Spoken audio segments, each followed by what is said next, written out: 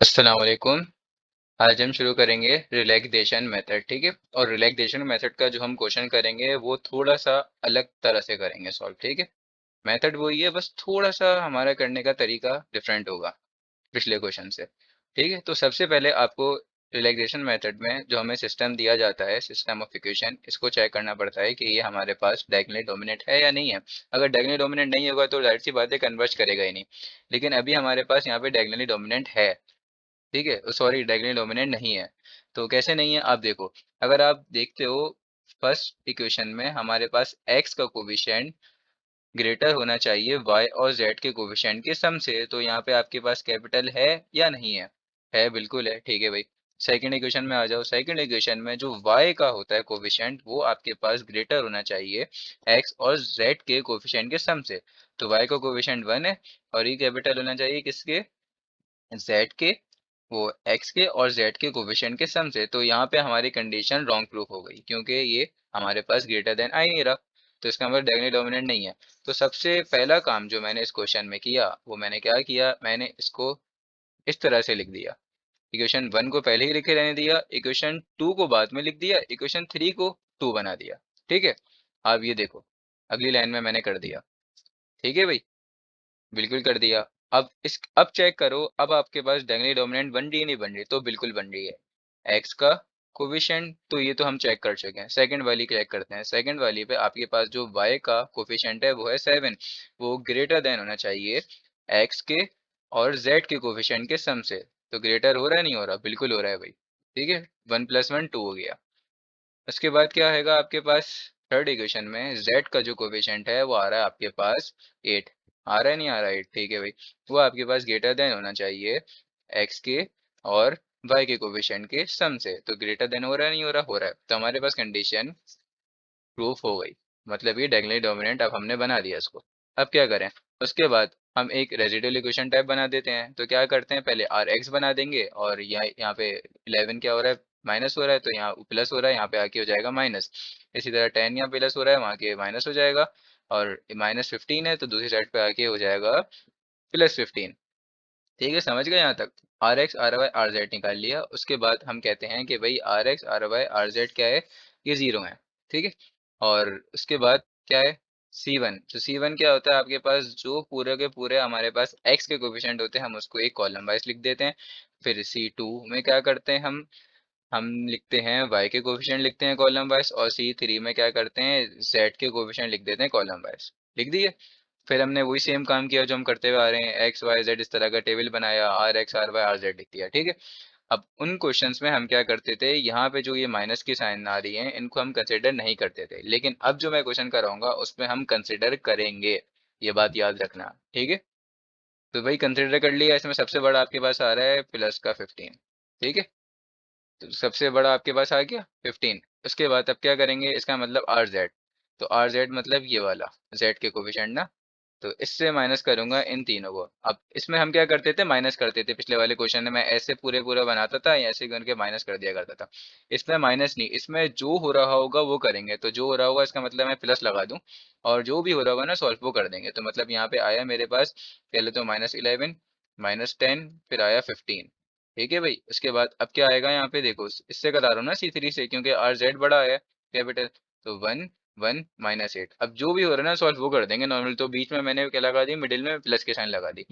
तो ये बन गया -10 -10। और ये बन गया -9 सेकंड वाला। और ये आपस में सॉल्व हो गया, क्या बन गया? 15 -8। 15 -8 को सॉल्व करोगे तो आपके पास आएगा आंसर 7, ठीक है भाई। तो आपके पास अभी तो आंसर आया है, वो आया है -10 -9 एंड 7। अब आपके पास सबसे बड़ी वैल्यू कौन सी आ रही है, ठीक है। अच्छा, अब जब वैल्यू देख रहे होगे ना तो इसमें आप माइनस की साइन नहीं देखोगे, जो बड़ी आ रही होगी आप उसको कंसिडर कर लोगे। तो आपके पास सबसे पहले कौन सा आया? अच्छा, पहले तो यहाँ पे देखो आपके पास आर जेड आया था ना। तो इसका मतलब हम जो स्टैंडर्ड बेसिस वेक्टर कंसिडर करते थे उसको हम कंसिडर करेंगे E3। तो E3 क्या होता है? 0 0 1, ठीक है भाई। अब इसमें सबसे बड़ा कौन सा आ रहा है हमारे पास? 10 आ रहा है, ठीक है भाई, ये वाला 10 आ रहा है। तो इसको हम कंसिडर करेंगे E1, जो कि हमारे पास है 1 0 0, ठीक है भाई। तो बस नॉर्मली तो आर एक्स कौन सा वाला है हमारे पास? C1, जिसमें हमने एक्स के कोफिशिएंट्स लिखे हुए हैं। तो इसको नॉर्मली इसी तरह से प्लस करवा देंगे और जो भी आंसर आ रहा होगा वो हम लिख देंगे। ठीक है भाई, नॉर्मली ऐसे लिख दिया, यहाँ पे आया प्लस। और फिर क्या होगा, इसके बाद हम करेंगे, अच्छा नॉर्मली उससे करवा देंगे ना, 6, 1 और 2। तो 10 - 6 का आंसर होता है 4, तो हमारे पास आ गया -4। फिर आएगा -8। फिर आएगा हमारे पास 7 + 2 9। आ गया भाई। ठीक है, यहाँ तक हमने कर लिया। अब इसको भी इरेज कर देते हैं। अब कौन सा आ रहा है सबसे बड़ा आपके पास? अब आ रहा है आपके पास सबसे बड़ा आ रहा है 9। ठीक है भाई, तो 9 आपके पास सबसे बड़ा आ रहा है। अब क्या करें हम, बताओ। अब इसको कंसिडर करेंगे हम E3। ठीक है भाई, E3 कंसिडर कर लूंगा, तो E3 मैंने कंसिडर कर लिया। अब इसका मतलब 0, 0 एंड 1 ये आ रहा है। तो अब क्या करेंगे हम? अब देखो हमारे पास सबसे लार्जेस्ट वैल्यू तो आर जेड की आ रही थी ना, तो इसका मतलब जेड वाले के सबके कोफिशिएंट जो कि हमारे पास थे C3, तो C3 हम पिक कर लेंगे। तो इसका मतलब -4, -8 और 9 को मैं नॉर्मल ऐसी जो भी हो रहा होगा प्लस या माइनस वो करवा दूंगा, किसके साथ? C3 के साथ। ठीक है भाई, तो देखो क्या आ रहा है इसका आंसर। -4 + 1 -3, -8 + 1 -7, 9 - 8 1। ठीक है भाई, ये आपके पास आंसर आ गया। अब देखो इसमें आपके पास अब लार्जेस्ट वैल्यू कौन सी आ रही है? अब लार्जेस्ट वैल्यू मेरे पास आ रही है RY। RY, तो इसका मतलब मैं पिक करूंगा E2 0 1 एंड 0।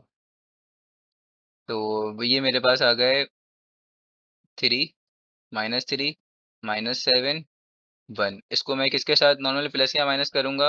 C2 के साथ। C2 के साथ क्यों? क्योंकि मेरे पास लार्जेस्ट वैल्यू आई है RY वाले की, मतलब वाई वाले के कोफिशिएंट से मैं कराऊंगा। ठीक है, तो नॉर्मल प्लस ही कराऊंगा ना, मतलब जो भी हो रहा होता है वही नॉर्मल करा देते हैं। अब देखो जब भी आपके पास ऐसी कंडीशन बन जाए ना, यहाँ भी सेम नंबर लिखा हुआ हो और यहाँ भी सेम नंबर लिखा हो, यहाँ भी सेम नंबर लिखा हो, यहाँ भी सेम नंबर लिखा हो, यहाँ भी सेम नंबर लिखा हो, यहाँ भी सेम नंबर लिखा हो, लेकिन वो सब सॉल्व होकर आपके पास 0 0 0 नहीं बना रहे हो। ठीक है, वो सब सॉल्व होकर 0 0 0 नहीं बना रहे हो, तो आपको क्या करना है? स्केलर मल्टीप्लिकेशन करना होती है और उसके जरिए आपको बनाना होता है, मतलब 0 0 0। तो स्केलर मल्टीप्लिकेशन होगी तो क्या होगा? स्केलर मल्टीप्लिकेशन में आप माइनस की साइन को दोनों से मल्टीप्लाई कर दोगे। किससे करते थे? एक तो मैं स्टैंडर्ड बेसिस वेक्टर से करता था, यहाँ पे माइनस की साइन को, और फिर क्या करते थे? फिर हम करते थे इससे मल्टीप्लाई, यहाँ पे जैसे -1 से, इस तरह से बराबर है। ठीक है, अब किसी से नहीं कर रहे ना, तो माइनस की साइन से कर रहे ना, इसका मतलब -1 से, -1 इससे भी होगा, इससे भी होगा, इससे भी होगा। तो मेरी जो स्केलर मल्टीप्लिकेशन वाली वीडियो थी उसको गौर से देख लेना, ताकि आप लोगों को समझ में आ जाए। तो -1 इससे मल्टीप्लाई हुआ तो यहाँ पे बन गया प्लस, यहाँ पे बन गया प्लस, यहाँ पे बन गया माइनस। ठीक है, और ये -1 अब मैं इरेज कर रहा हूँ। ठीक है, अब देखो, अब ये नॉर्मल अगर सॉल्व होगा तो क्या होगा? -3 + 3 क्या हो गया? 0, -7 + 7 ये क्या हो गया? 0, +1 -1 ये क्या हो गया? 0। तो आपके पास आंसर आ गया। ठीक है, लास्ट में इसी तरह बननी चाहिए ना। अब आप मुझसे सवाल पूछ सकते हो। अच्छा पहले तो मैं आंसर लिख दूं फाइनल। तो x की वैल्यू आई मेरे पास 1, y की वैल्यू आई मेरे पास -1 और z की वैल्यू आई मेरे पास 2। ठीक है, अब आप मुझसे सवाल कर सकते हो कि जैसे मैं मेथड से करवा रहा था, तो उस मेथड से हम क्यों नहीं सॉल्व कर सकते? उस मेथड से भी कर सकते हैं, लेकिन अगर आप उस मेथड से सॉल्व करोगे तो आपके पास कंडीशन जो बन जाएगी, आप समझोगे इस क्वेश्चन में एरर है। फिर आप चले जाओगे जो मैंने एरर वाले तरीके से क्वेश्चन सॉल्व नहीं कराया था, जो थोड़ा लेंदी हुआ था, जिसमें हमारे पास पॉइंट पॉइंट में, ये पॉइंट में कुछ आंसर आ रहा था, जैसे 1.000 इस तरह से कुछ आंसर आ रहा था। तो उस तरह से आंसर आपका बन जाएगा, बन जाएगा तो उस तरह से भी आंसर, लेकिन आप समझोगे क्वेश्चन में एरर है, जबकि क्वेश्चन एरर के बिना आपका सॉल्व हो रहा है इजीली। देखो मैंने आपको करके दिखा दिया, तो चाहो तो आप उस मेथड से भी करके देख लेना। ठीक है।